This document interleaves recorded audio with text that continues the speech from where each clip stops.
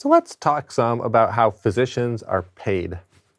And just to be clear about it, here we're going to focus on money, leaving the intermediary and ending up with the physicians. And we'll focus less for the time being on out-of-pocket payments that might come from the patients to the doctors directly.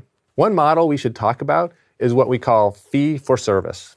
Sometimes we just write or say FFS. In this model, a doctor is paid for each service that she provides.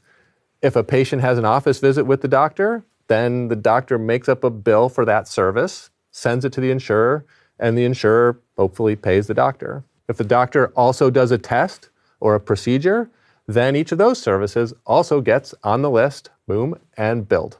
In the end, all the services used by the patient are enumerated by the doctors that provide them, and billed to the insurers for reimbursement. In this model, physicians get paid for each thing they do. The longer the list of services, the higher the price of each service, the more the physicians get paid. Sometimes you'll even hear this referred to as pay for volume.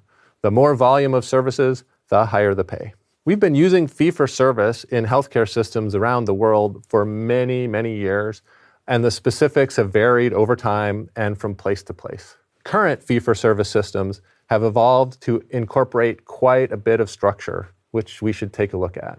Most of the time, fee-for-service today uses something called a fee schedule. In a fee schedule, all of the services a physician could possibly provide and be paid for, that's a long list, are enumerated, and the payment amounts associated with each one are listed. Fee schedules are essentially very long lists of services with listed payment amounts. Intermediaries using fee-for-service payment will generally have a fee schedule that provides what's called the allowed amount that they're willing to pay for each given service. Or you might hear reference to the negotiated rates, the agreed upon amounts that an intermediary would pay a practice for each service under their agreement. So in a common interaction with this structure, a patient might see a physician for an office visit. The physician or the practice would note the item on the list that corresponds to the office visit and send a bill to the insurer with the amount the physician would like to charge for that. The insurer then looks up the procedure indicated, goes to their allowed charge or negotiated rate on the fee schedule, and then will send the lower of the charged amount or the allowed amount to the physician. It's worth noting that these bills can be really detailed and therefore quite interesting and helpful for understanding healthcare systems and doing research and projects. They often include not just the service or the procedure, but they might include information about the diagnoses or the health conditions that the patient has. Maybe they have dates of service, maybe they have the location of the services, and other things that can be quite informative. We can introduce one piece of terminology here.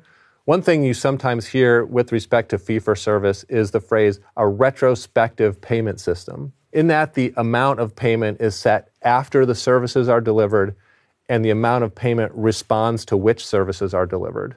The more services, the more the payment. I should also point out here that there's often a difference between what we call charges and payments, which can be important for understanding how systems and payments work. It's common for physician practices to have their own list, their own set of amounts that they charge for given services.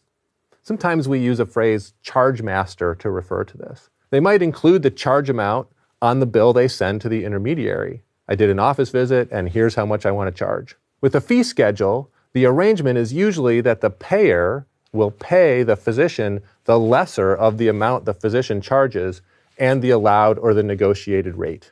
One lesson is that if you're studying health systems and you're thinking about tracking funds flows and you see charges on some bills, you should be aware that sometimes those are very different from the actual amounts that are paid in the end.